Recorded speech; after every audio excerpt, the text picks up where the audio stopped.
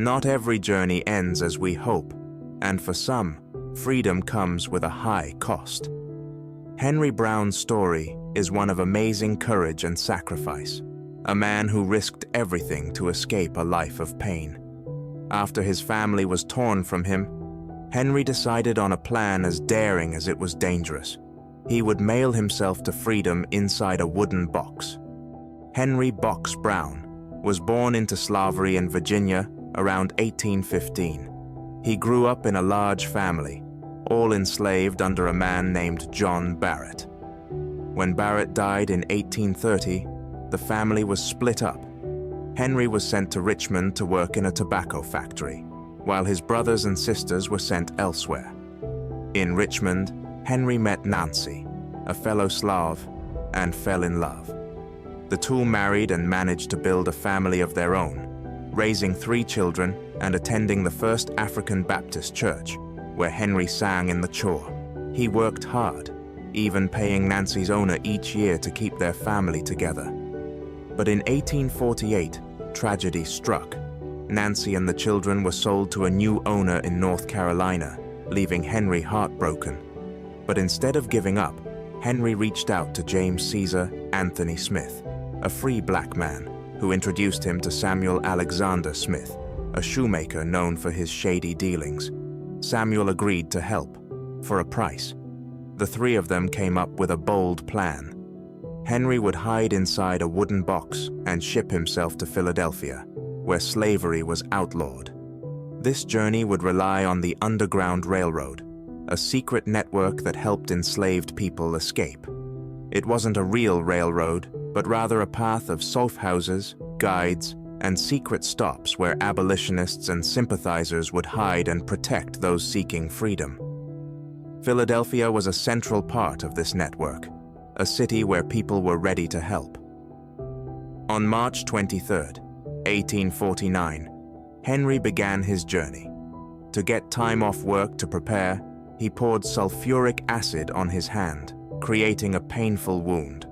Then he built his box, small, with just a few air holes, and big enough only if he bent his knees and curled up tight. Marked as dry goods, the box was about 90 centimeters long, 60 centimeters wide, and 75 centimeters deep. With his small water bottle in hand, Henry climbed in, knowing he might not survive. The journey was harsh.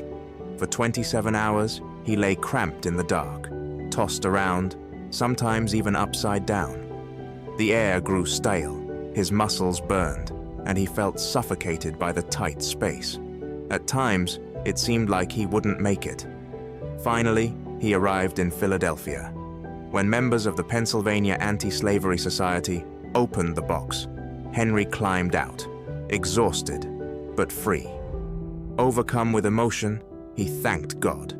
His story quickly spread, and he became known as Henry Box Brown, a symbol of courage and determination. However, even with his freedom, life wasn't simple. He was far from Nancy and his children, who were still enslaved. As his story gained fame, Henry began telling his tale at events and meetings, inspiring others and showing the harsh reality of slavery. He even created panoramas, large scenes reenacting his escape that he performed for audiences in New England with abolitionists like Josiah Walcott. But with his rising fame, Henry's priorities seemed to change. He rarely spoke of his family, and his friend James, who had helped him escape, grew distant, disliking Henry's shift in focus. For James, Henry had once been a man seeking freedom for himself and his family.